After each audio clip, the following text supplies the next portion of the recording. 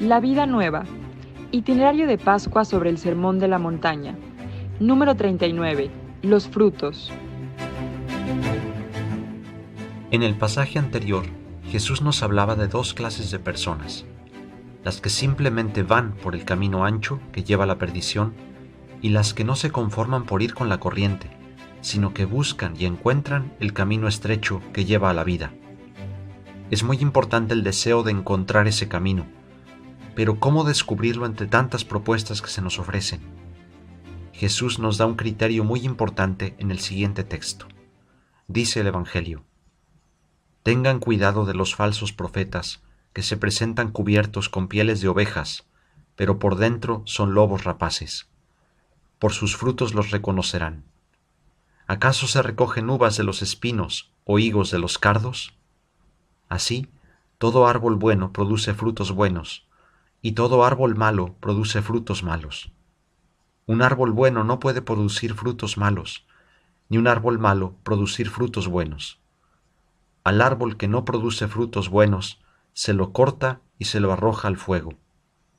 Por sus frutos, entonces, ustedes los reconocerán. Para encontrar el camino estrecho, el que lleva a la vida, del que nos habla Jesús, es fundamental el discernimiento. No es suficiente querer buscar el camino, sino efectivamente encontrarlo. Esto se vuelve difícil, pues al mundo nos ofrece infinidad de propuestas que prometen una vida plena. Jesús habla con toda claridad y dice que tengamos cuidado de los falsos profetas. Un profeta es quien habla de parte de Dios. El falso profeta es quien dice hablar en nombre de Dios, pero en realidad habla solo en nombre propio. Y es fundamental reconocer uno y otro, pues dejar entrar en el corazón una palabra falsa puede llevar a comprometer toda la vida. El primer falso profeta que aparece en la Biblia es la serpiente. Primero dice a la mujer una palabra falsa sobre Dios, y luego le promete felicidad diciéndole que serán como dioses si comen del fruto prohibido. Esta misma obra continúa a lo largo de la historia. Basta observar cuántas palabras falsas sobre Dios, sobre el ser humano y sobre el mundo se nos ofrecen a cada paso, y son capaces de desviar toda la vida. Jesús nos dice dos palabras para ayudarnos a descubrir a los falsos profetas. Primero, que vienen con piel de ovejas, pero que por dentro son lobos rapaces. No es la apariencia externa lo que define la verdad de una propuesta. Tantas veces la belleza externa es engañosa. Si ya de por sí uno puede equivocarse muy fácilmente si juzga un libro por su portada, ¿cuánto más si se toma una propuesta como verdadera solamente por su forma de presentarse? ¿Cuántas ofertas de felicidad, de vida plena, de realización, que con piel de oveja se revelan más tarde como lobos rapaces, que hacen presa de las ovejas y las dispersan, causando un enorme sufrimiento y vacío? Pero Jesús se detiene más en una segunda palabra. Nos dice: por sus frutos los reconocerán. ¿Acaso se recogen uvas de los espinos o higos de los cardos? Jesús menciona aquí algunas plantas no escogidas por casualidad. Habla de uvas e higos, por un lado, y de espinos y cardos por el otro. Las uvas y los higos recuerdan a los frutos de la tierra prometida. En el Antiguo Testamento, después de salir de Egipto y cruzar el desierto, el pueblo de Israel envió a algunos de sus hombres por delante a explorar la tierra prometida, y estos volvieron con un enorme racimo de uvas, así como higos y otros frutos. Así, en este texto, están mencionados como símbolo de los dulces frutos de vida nueva que solamente Dios da, y que menciona San Pablo en una de sus cartas: el amor, la alegría, la paz, la paciencia, la afabilidad, la bondad, la fidelidad, la modestia, el dominio de sí. Por el contrario, los cardos y espinos nos recuerdan la situación de Adán después del pecado original. Al trabajar la tierra, ésta le producirá cardos y espinas, plantas sin frutos, no comestibles, estériles, que incluso pueden herir.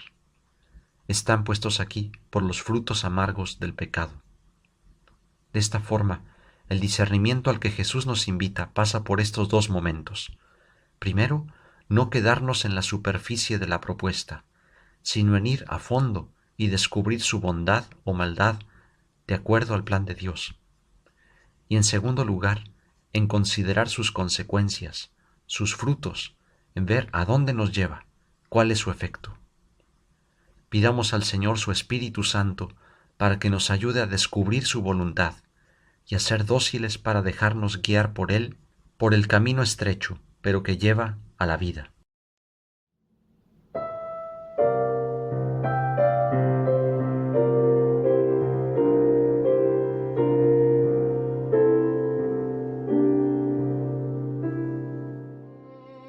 De los escritos de San Francisco de Sales, obispo.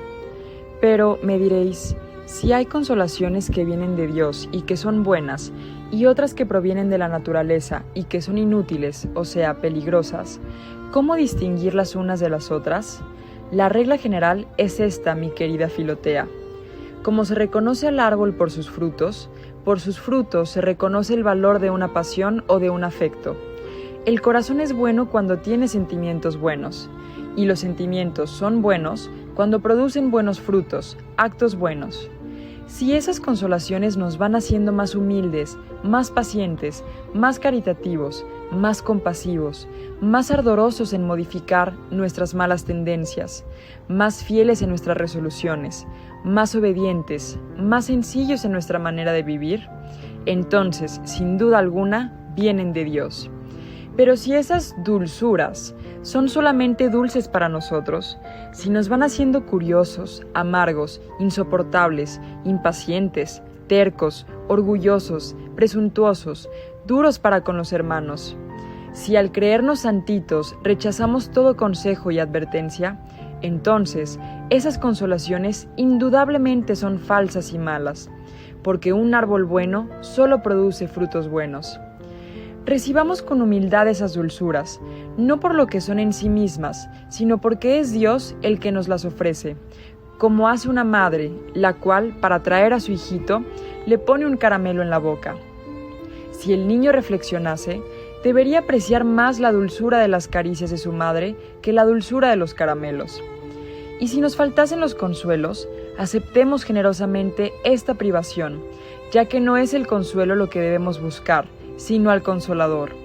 Y tenemos que estar dispuestos a mantenernos firmes en su amor, incluso aunque en toda nuestra vida no experimentásemos nunca su dulzura. Tanto en el Calvario como en el Tabor, hemos de decir: «Qué bien se está contigo, Señor», lo mismo si estás en la cruz que si estás en la gloria.